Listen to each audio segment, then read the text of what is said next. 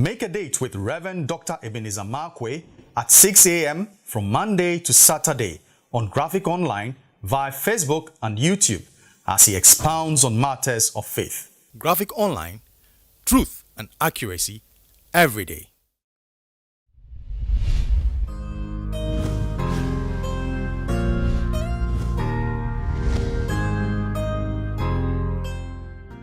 This is Reverend Dr. Ebenezer Markwei of Living Streams International, bringing you matters of faith with Graphic Online. This morning I'd like to capture my thoughts with the words, guilty innocence. Guilty innocence. I mean, how can you put the two words together? Yeah, somebody's guilty is guilty. And if somebody's innocent, somebody's innocent. But I'm talking about guilty innocence. And my mind goes back to the story of a man in the Bible called in 1 Kings, and his name is Naboth. And the Bible said Naboth had a vineyard, and Ahab the king wanted the vineyard desperately. And because he wanted the vineyard desperately, he was offering everything. And Naboth said, no, I'm not going to give you my vineyard. Why? The reason, because Jews do not sell land. It is an inheritance. They measure their inheritance by land. If you remember, I mean, God said to Abraham, to a land I will show you. And then God also said to Moses, to a land, taking them to a land flowing with milk and honey. So lands are very, very, very important. And what happens is that if you're a father and you have that kind of property, you don't sell it, but you pass it on. It becomes an inheritance for the next generation. And therefore it is not sold.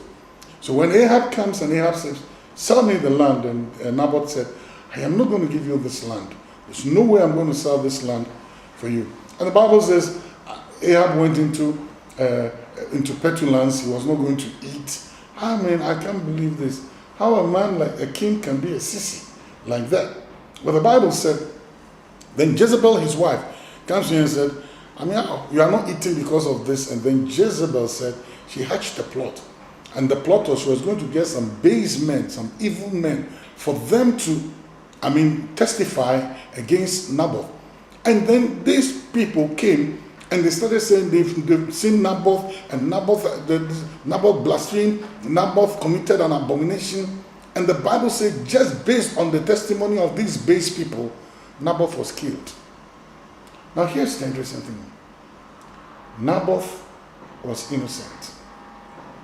But a reckless kangaroo court, a reckless base, justice perverted, justice subverted, they declared him guilty.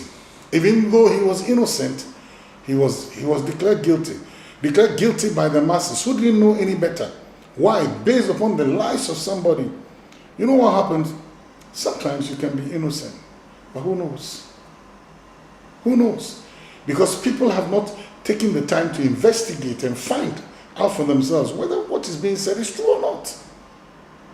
But yet they declare you guilty. It's a kangaroo court. So sometimes you are innocent, but in the mind of a kangaroo court and the ruling of a kangaroo court, in a half-balanced justice system, in a justice system that has been perverted, that has been subverted by every kind of skullduggery that you can think of, bribery, whatever, you are declared guilty, even though you are innocent. But you know something? With all the things that Ahab did, and even though he was declared guilty in the eyes of the populace, there was a God up there who knew that he was innocent. And you know what?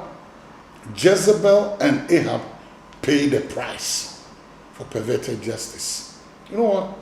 Don't be too sad and don't be too grieved when you realize that your innocence is not singing out, or your innocence is not announcing itself properly. Hold your peace a little bit sometimes.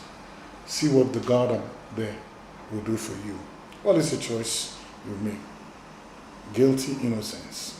See you later.